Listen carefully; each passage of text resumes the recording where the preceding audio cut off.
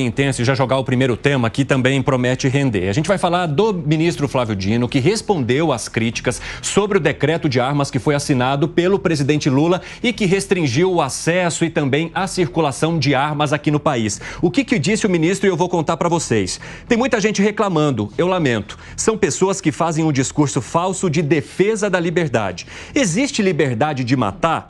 Existe liberdade para cometer crime, para fraudar, para desviar para a quadrilha? Delegada Raquel Galinatti, eu quero começar contigo porque eu sei que você com certeza vai poder debater bastante esse tema. De que forma que você enxerga essas restrições que foram colocadas pelo presidente Lula e esse argumento do ministro Flávio Dino justamente para rebater as críticas daqueles que discordam dessas restrições? Primeiro que o decreto foi feito de uma forma completamente assodada, rápida e sem habilidade técnica real.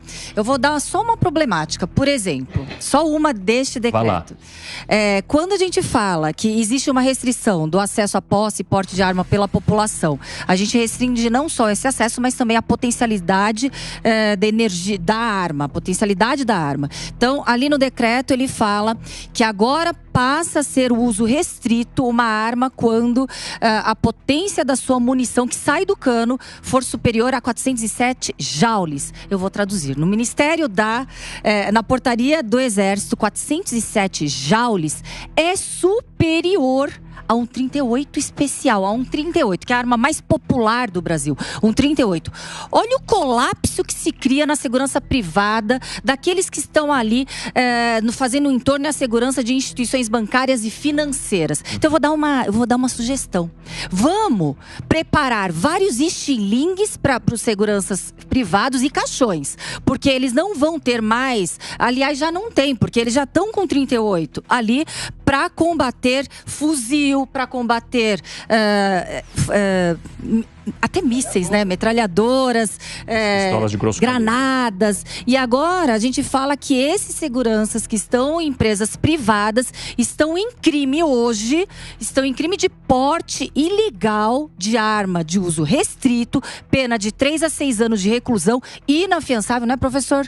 Inafiançável. Por quê? Porque 407 joules é superior ao que está descrito no decreto. Essa arma 38 de uso especial, a potência dela é de 437,88 joules. Então é algo que ou é proposital ou foi feito para deixar desmuniciada todo o âmbito de segurança, não só privada, da população, de todos aqueles que tenham acesso à arma, e a gente vai entrar em colapso a partir do momento em que os seguranças privados estarão armados de estilingues, estão já preparando seus caixões para combater o crime organizado.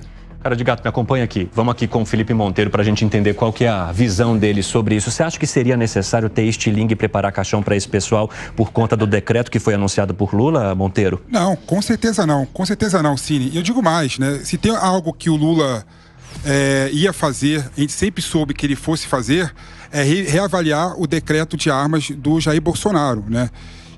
Já foi uma proposta de campanha, todo mundo sabia que de alguma forma iria acontecer. Não dá para ninguém falar que está surpreso por conta disso, né? E tá certo, o governo tá certo. Se tem uma política que o governo acertou, foi essa de diminuir a possibilidade de comercialização de armas de fogo.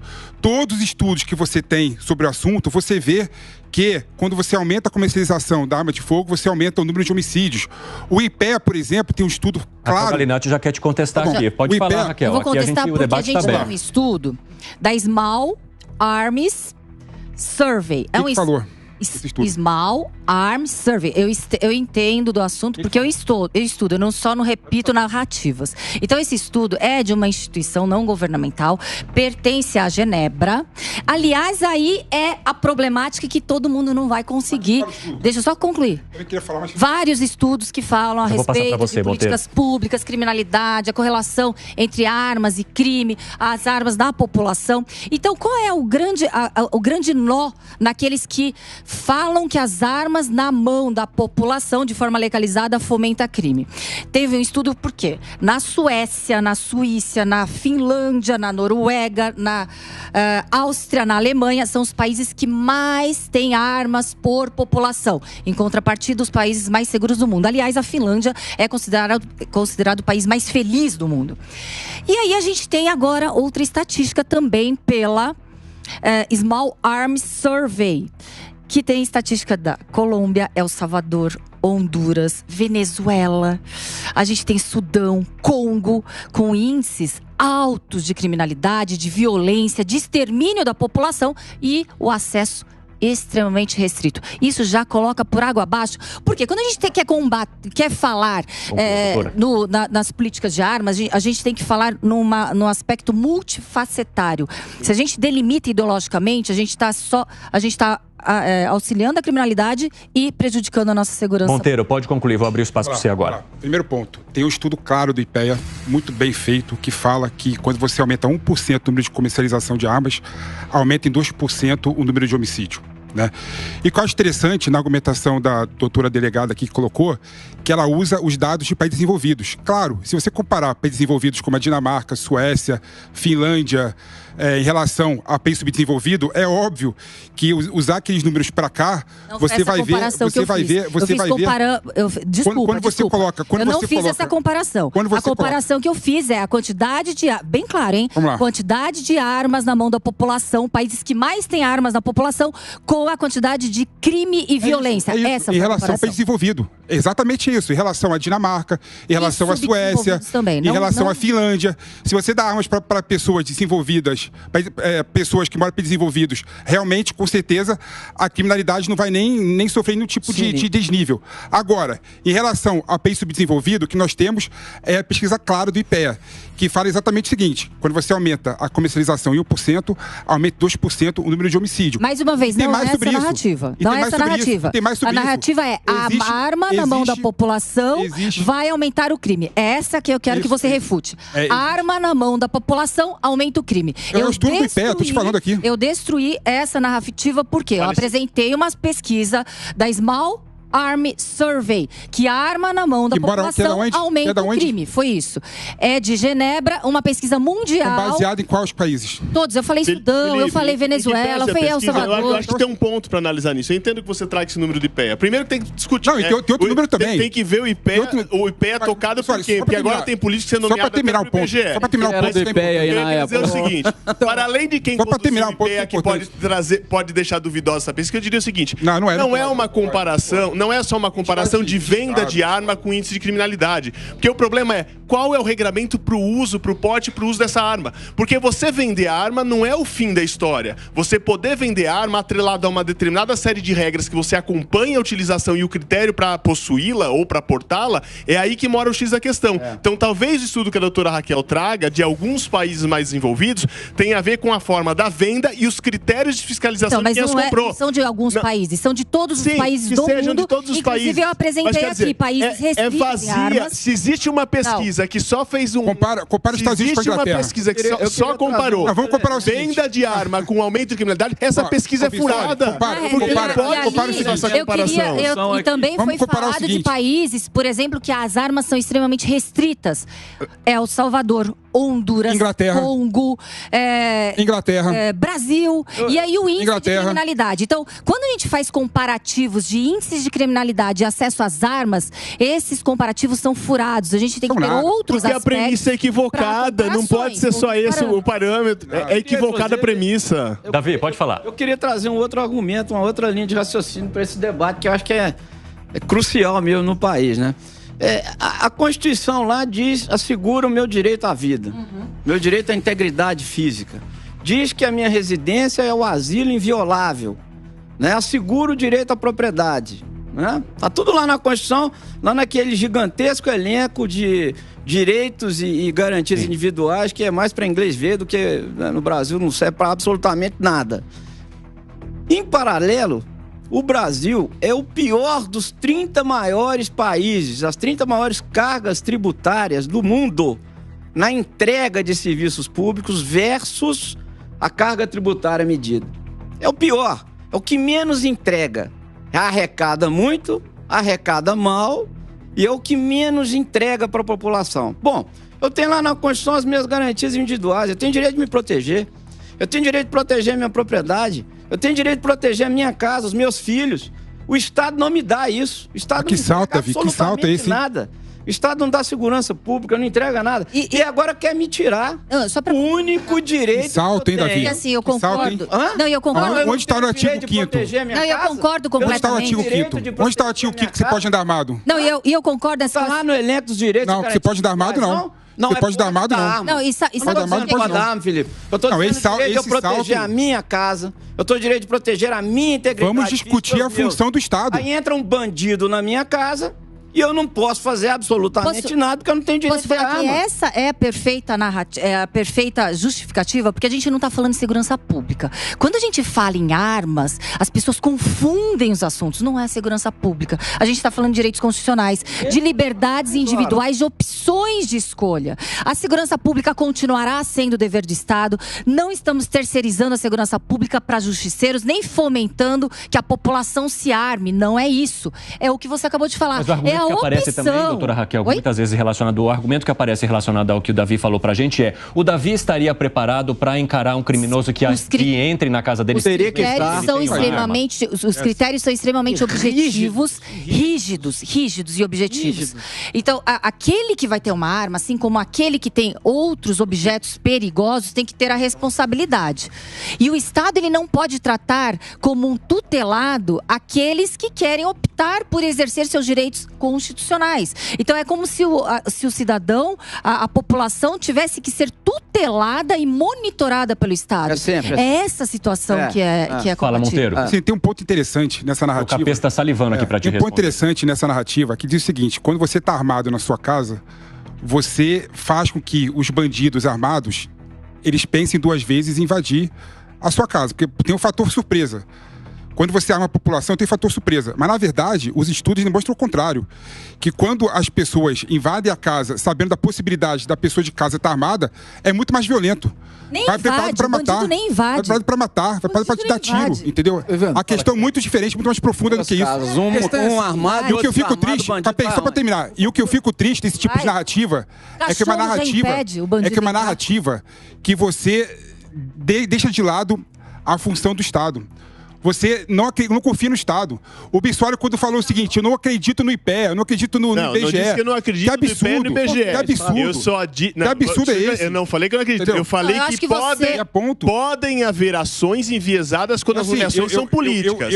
As instituições são sérias. Quem as conduz que pode torná-la questionável. Felipe, você pode não acreditar no Estado, mas não estamos fomentando. Você não acredita. Eu acredito no Estado. Não acredita. Eu acredito no Estado. Não estamos fomentando justiceiros, nem terceirização da segurança pública. Dizendo que ele acredita no Estado, artigo que não necessariamente 144. Eu acredito no Estado. 144. Responsabilidade e dever do Estado. Ué, segurança. Você paga imposto pra quê?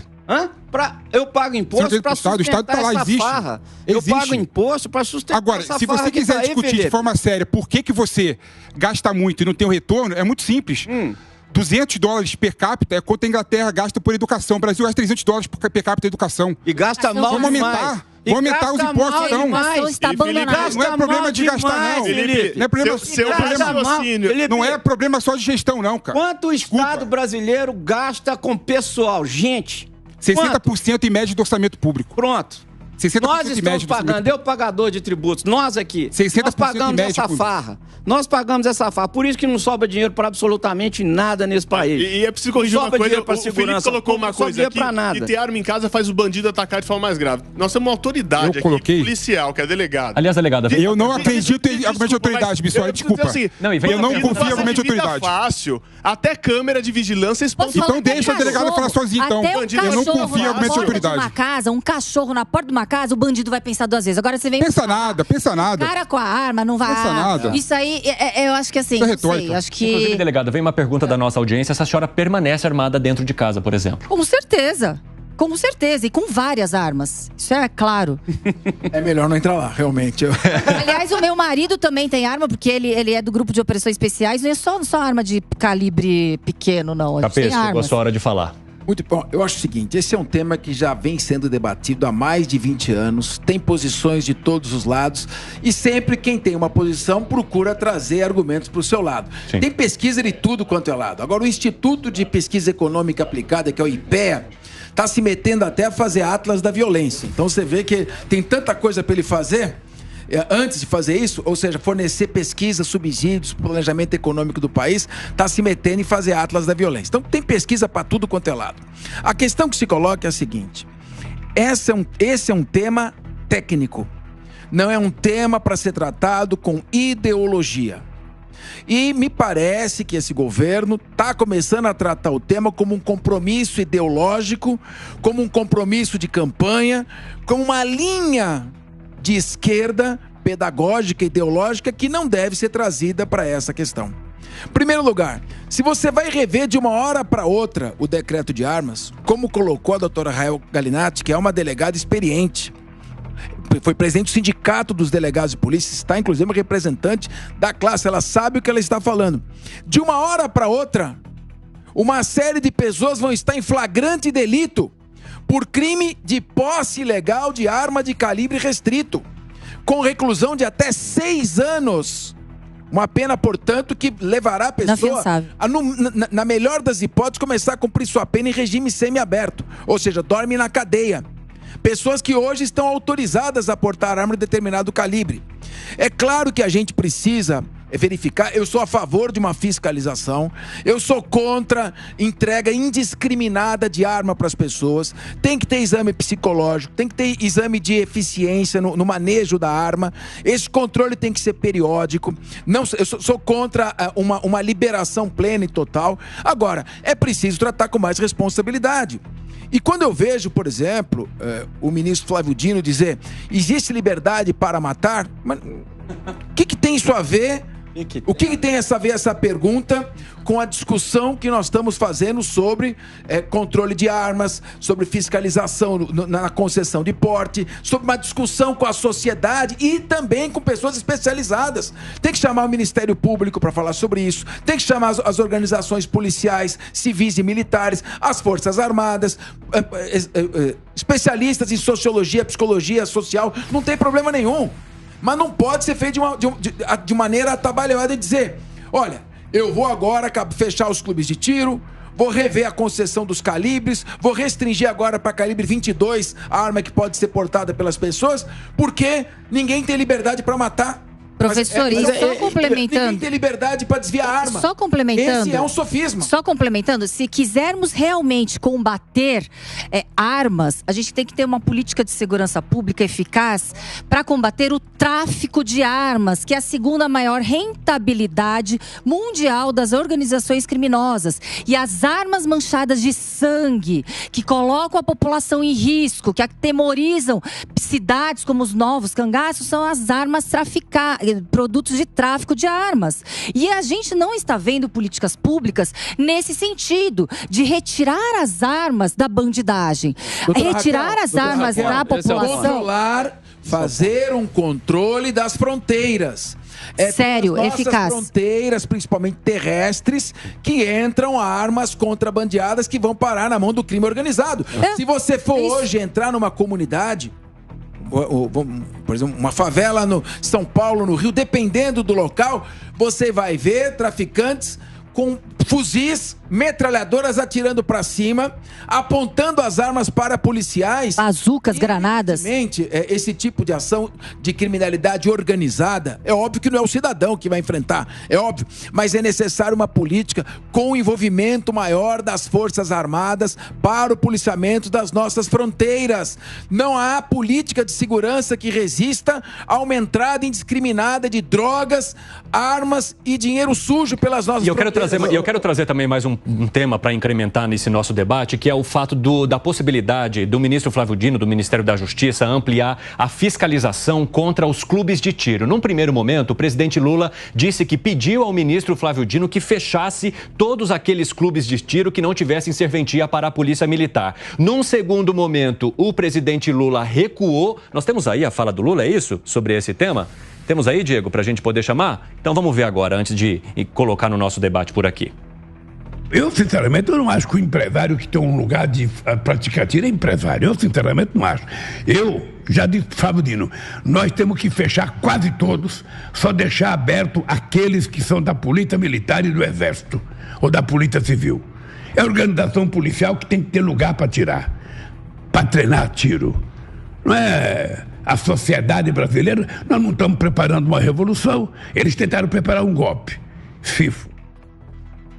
Bom, o presidente Lula disse isso, depois o ministro da Justiça no dia seguinte tentou explicar algo diferente, que não foi bem o que o presidente Lula quis dizer, que não seria o fechamento dos clubes de tiro, mas sim uma fiscalização mais rigorosa contra os clubes de tiro que estão espalhados aqui pelo Brasil. Eu vou começar contigo, doutora Raquel Galinatti, sobre essa função do clube de tiro e se de fato essa ampliação da fiscalização pode trazer o resultado que é esperado pelo governo e mais do que isso, se você acredita que será de fato apenas uma fiscalização.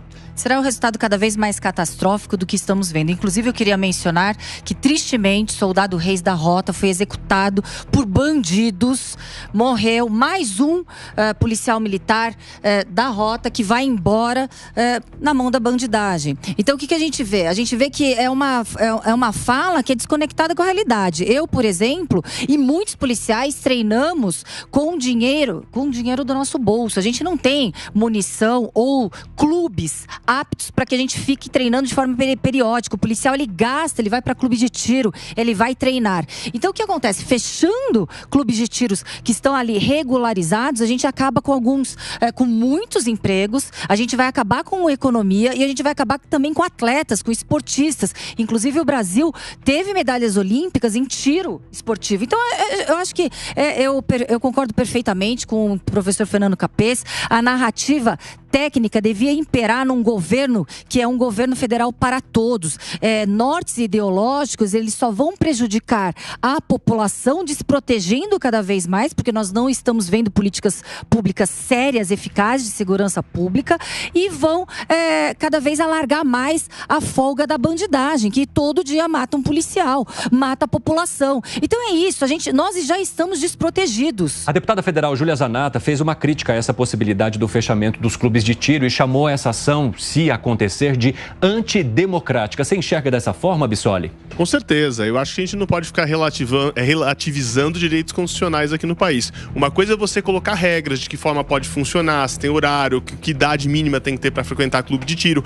Agora, veja, você supor que clube de tiro é um ambiente só de autoridade militar é um absurdo. Nós temos esporte, segurança privada, nós temos as pessoas que querem ter posse de arma e precisam ser peritas na utilização daquilo e precisam ter um lugar para treinar. É um absurdo. Mas veja o ato falho que o presidente comete quando ele faz a fala dele. Afinal, querem fazer isso para quê? Para cometer uma revolução armada? Então, no fundo, e por isso que o ministro da Justiça correu consertar a fala depois, foi que o Lula quis dizer é: nós temos medo daqueles que discordam da gente estarem armados e não se submeterem a futuras imposições nossas que nós possamos fazer e eles não toparem.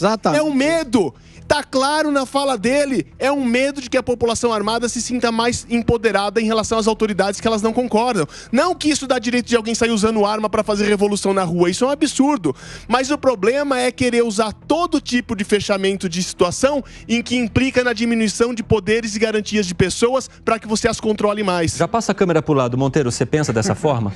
Não, eu discordo completamente do Bissoli. Muito me assusta ele fazer apologia às pessoas andarem armadas para ir contra determinação desculpa, não, pera, eu preciso corrigir. Não. Fazer apologia, usar arma pra fazer alguma coisa, ele tá me imputando crime. Mas isso é calúnia. O que você tá falando? Isso é calúnia. Tá o Capês aqui e ajuda a falar e tá mostrando a policial. Eu estou dizendo que é desencorajar as pessoas a fazer aquilo que é direito livre seu, constitucional. Qual que é o jeito livre com a arma na mão? Poder utilizar arma em clube de tiro. Nós estamos falando de fechamento. Não, você falou em relação ao governo. Se você não tá prestando atenção no programa, sobre a fala do Lula em relação ao governo, se você não prestou atenção no programa, mudou a pauta. Não. Falando de fechamento de clube de tiro. Você falou, não mude as coisas aqui das palavras do Lula, crime. Não me impute crime. Você falou das palavras do... Corrija o que o senhor falou, por favor. Eu não corrigi nada. Corrija. Porque você foi claro, Bissoli. Corrija o que o senhor falou, que o senhor me imputou crime. Você falou o seguinte, eu vou falar o que você falou. O senhor me imputou crime. Não corrija, por favor. Vou falar o que você falou pra mim. Vamos lá. Você falou o seguinte, pelas palavras do Lula cometeu um ato falho. Cometeu um ato falho. Suas palavras quando falou. Cometeu um ato falho, foi o que você falou. Essas suas palavras. Cometeu um ato falho ao falar que a população estaria armada para se colocar contra determinadas decisões do governo. Não. E ele colocou em relação ao 8 de janeiro. Ele fez parecer que as pessoas querem se armar para fazer revolução. Isso está errado, Bissoli. Contra o governo. Isso está errado, Bissoli. Eu estou dizendo que a visão dele é que as pessoas se armam e treinam tiro para fazer revolução contra o governo, que é um absurdo ele partir dessa premissa para fechar clube de tiro. É isso que eu estou falando.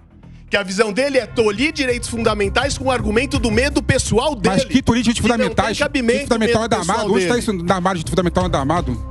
Em todos os regimes. Não é direito de andar. Ninguém está falando andar armado. A defesa à vida. A integridade da vida. Pessoal, a pauta mudou. Ninguém está falando em direito de andar armado. Não estou falando em porte de arma. Eu estou falando em direito de usar clube de tiro para, inclusive, prática de esporte. É isso que eu estou falando. A sua fala, em todos os regimes totalitários, nazistas, comunistas, a primeira ação e medida do governo é desarmar a população.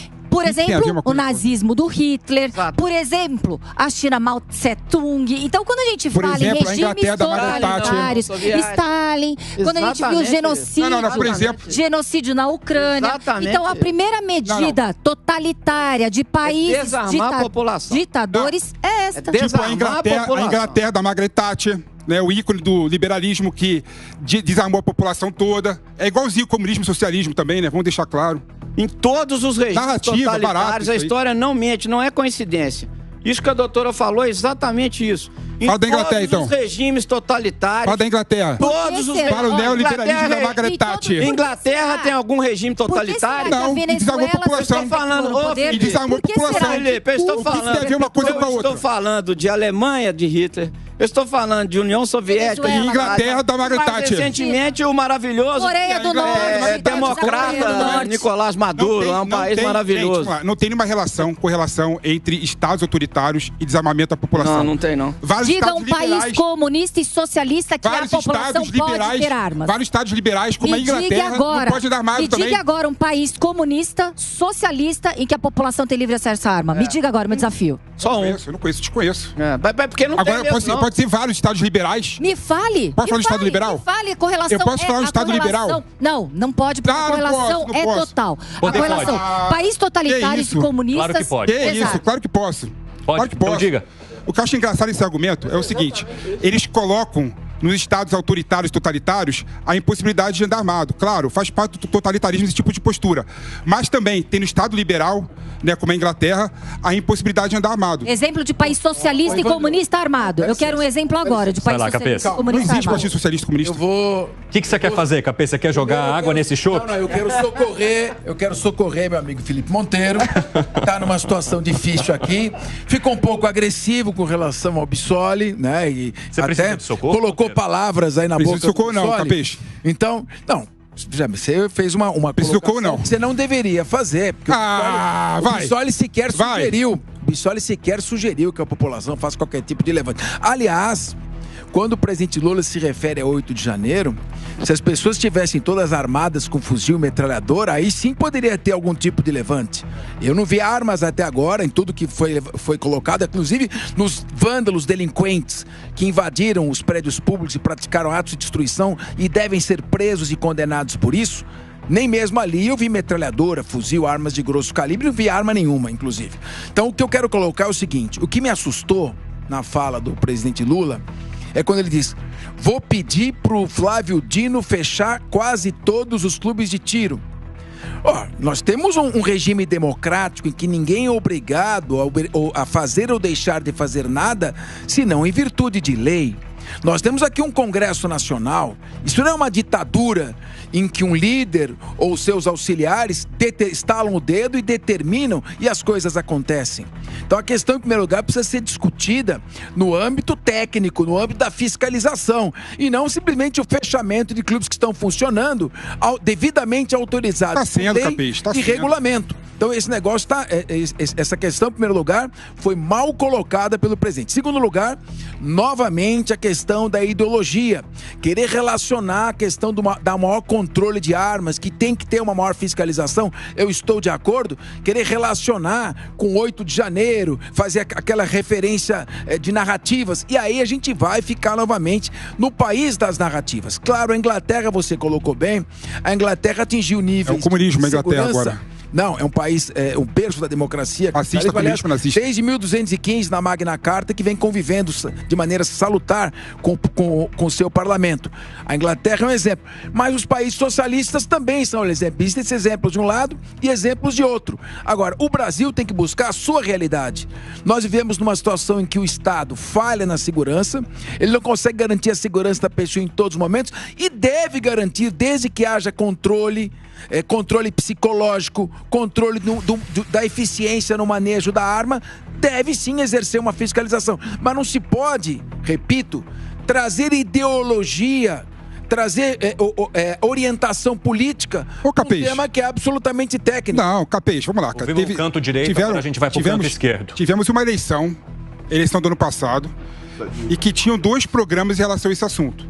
O Lula não apresentou uma proposta de governo. Perfeito. Apresentou uma só, que é a questão de revisar o decreto das armas do Bolsonaro. Sim. Então, se uma coisa você não dá para falar que é uma questão meramente ideológica, tal, é uma pauta que ele colocou nas eleições, ele agora está cumprindo. Se ele não cumprisse, ia ser estelionato eleitoral. Sim, mas Monteiro, agora só uma questão.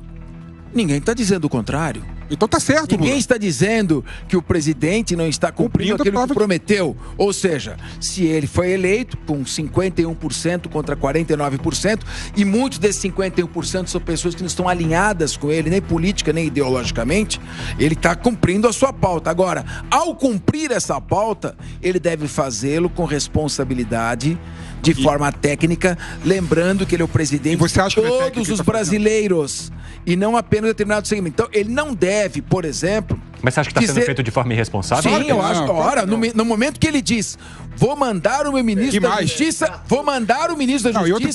fechar todos os clubes de tiro. Ora, e outro ponto, você também entende dessa isso forma? Tem que ser feito meio de lei, não numa canetada. Poderia ter sugerido, faça audiências públicas de estudos técnicos para tomar uma decisão. Vamos chamar o Poder Judiciário, vamos chamar o Ministério Público, chamar o Poder Judiciário, chamar o Ministério Público, chamar representantes da Polícia Civil, da Polícia Militar, da Polícia Federal.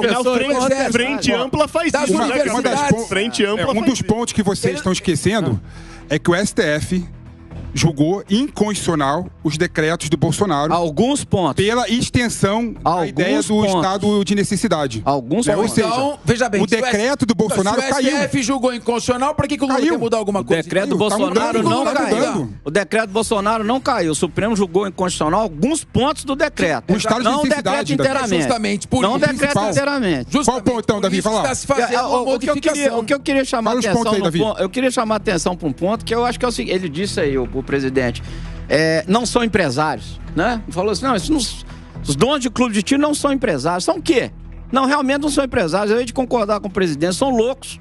Porque ser empresário no país antes é ser louco. Ele falou que porque o sujeito vai lá, monta o empreendimento dele. Eu vi uma entrevista de um empresário de clube de tiro, R$1,5 milhão em média de reais de investimento.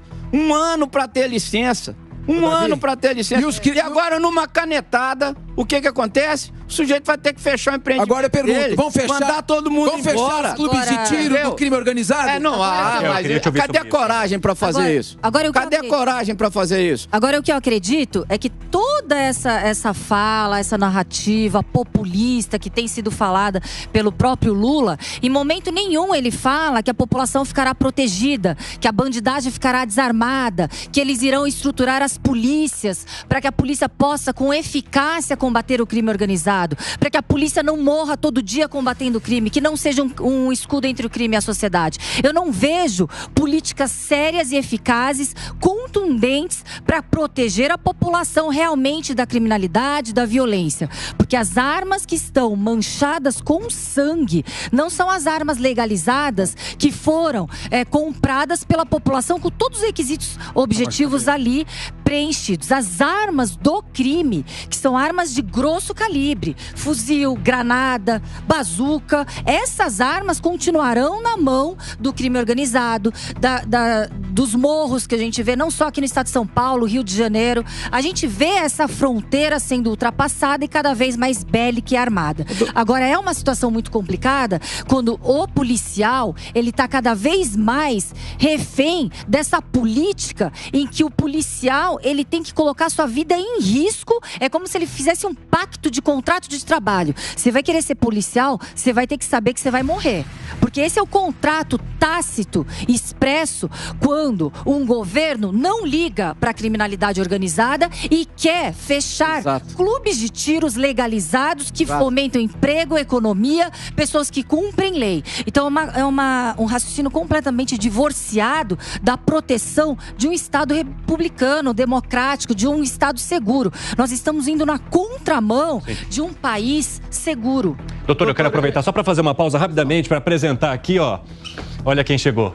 E aí, pessoal, boa Carol tarde, Curimbaba, que também se junta aqui, faz a roda aumentar, e ela já estava acompanhando esse debate ali nos bastidores, percebeu que estava pegando fogo, resolveu entrar, e eu já jogo então para você, Carol. De que forma que você enxerga esse decreto e, principalmente, Lula faz uma sinalização para a possibilidade de aumentar a fiscalização dos clubes de tiro, mas sem oferecer em contrapartida a própria segurança, o aumento da segurança e reforço da população? Exatamente, eu acho que é por aí que anda a análise. Primeiramente, boa tarde. Muito boa tarde, bem-vinda. Boa tarde a todos os meus colegas que estão aqui. Eu concordo que também o que falta é justamente isso. A gente percebe que o Lula parece que está jogando para os seus, né? Parece que ele está simplesmente querendo mostrar, olha, eu quero acabar com essa história de armas por conta de seu próprio eleitorado. Mas quando a gente pensa quais são as políticas públicas de fato eficientes para acabar com a criminalidade, porque o objetivo de tudo isso é acabar com a criminalidade, tirar a arma da mão do bandido.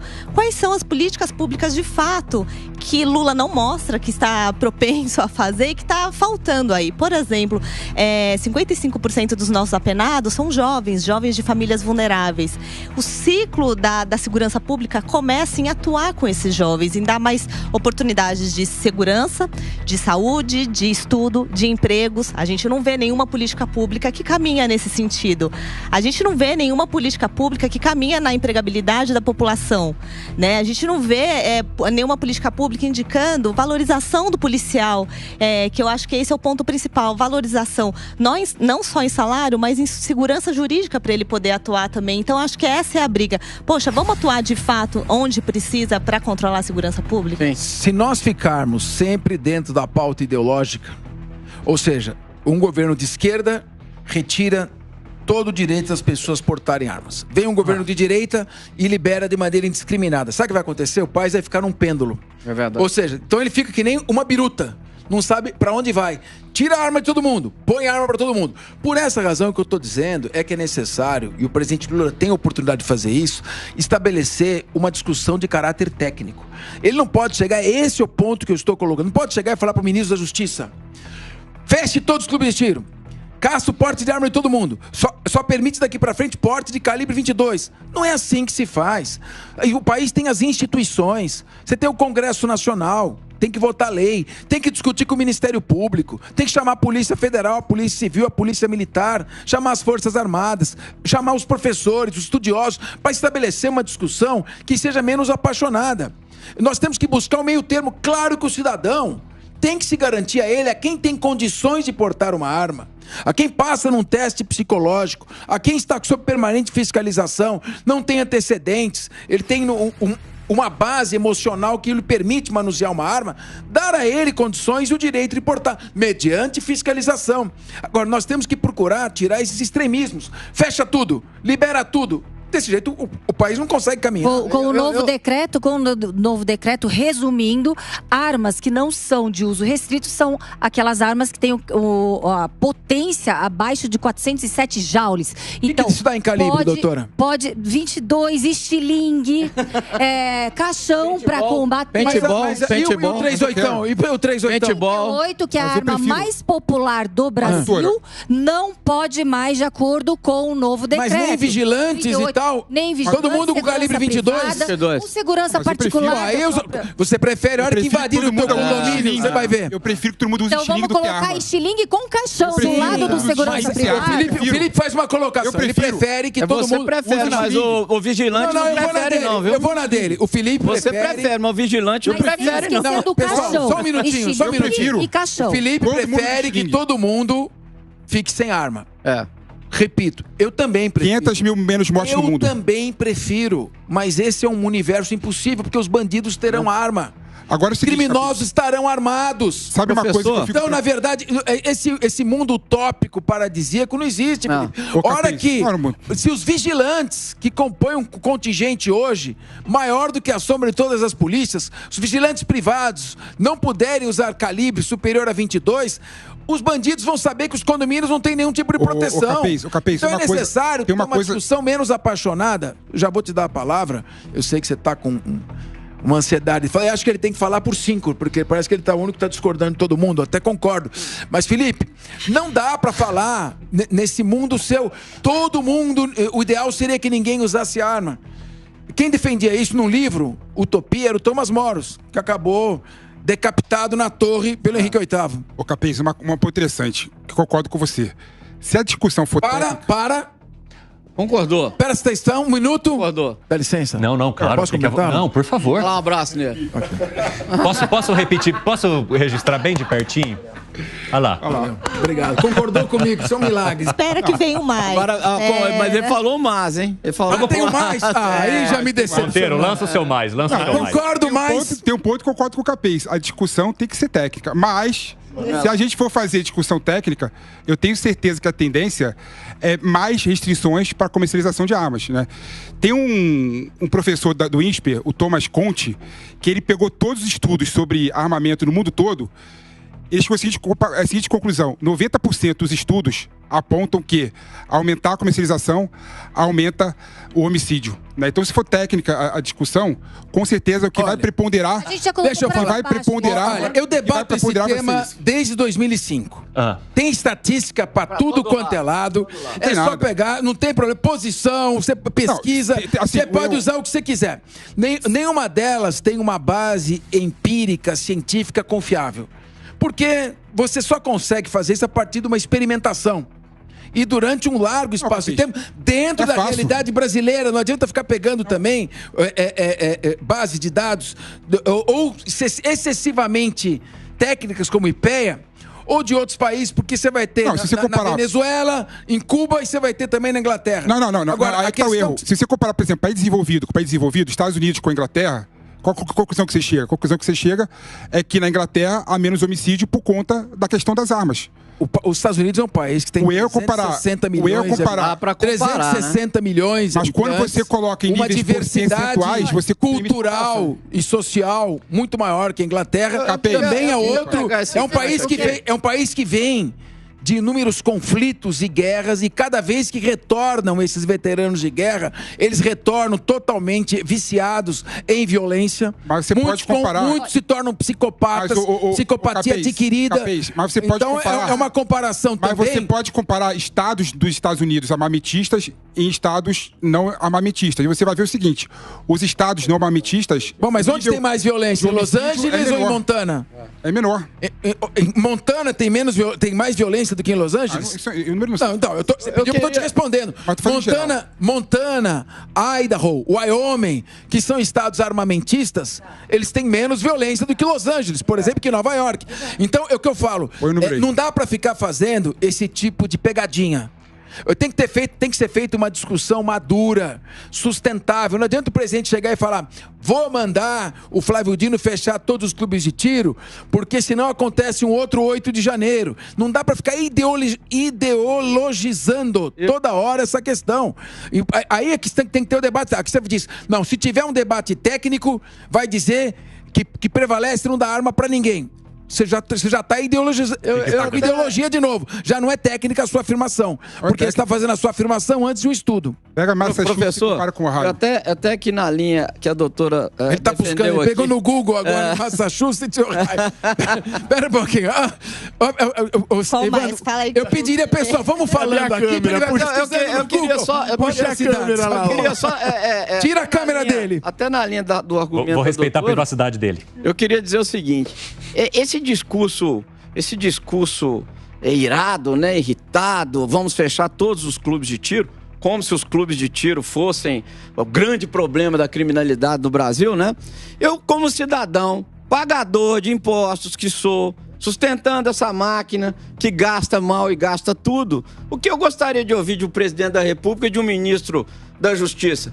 Vamos fechar todas as bocas de fumo do país. Vamos fechar todos os pontos de tráfico no país.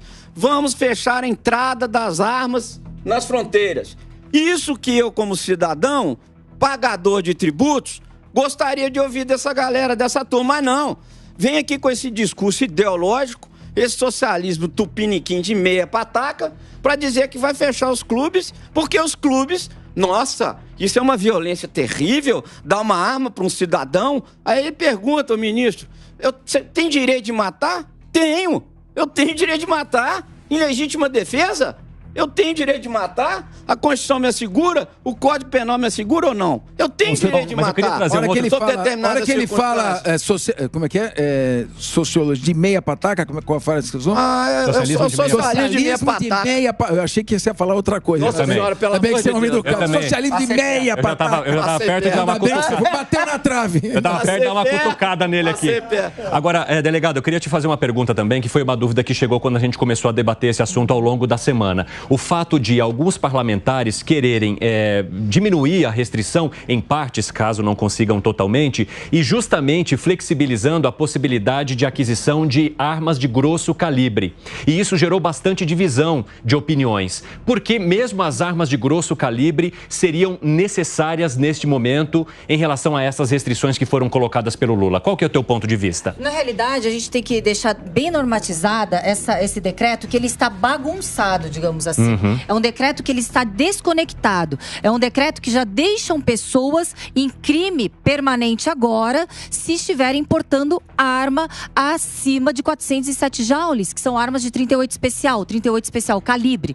Quando a gente fala que seguranças privados, por exemplo, de instituições bancárias, já estão com essas armas. Então, primeiro a gente tem que arrumar o que está realmente desconectado. Agora, claro, a discussão de quais calibres serão permitidos, se volta a 45.40 ou 9 milímetros. Exatamente. Se pode a semiautomática, isso será projeto e, inclusive, de uma próxima discussão. Ou seja, seria muito até difícil dizer se a senhora concorda ou não com essa flexibilização? Eu concordo com a liberdade, e que o cidadão ele não precisa ser tutelado no exercício de suas liberdades e vontades. Agora, só para complementar, quando a gente fala aqui, quando as narrativas e as estatísticas e os dados são apresentados e não confere e não condicionam com aquela narrativa contrária, aí ele tende a ser desclassificado. Esse organismo internacional que eu falei, que é o Small Arms Survey, coloquem no Google, Small Arms Survey.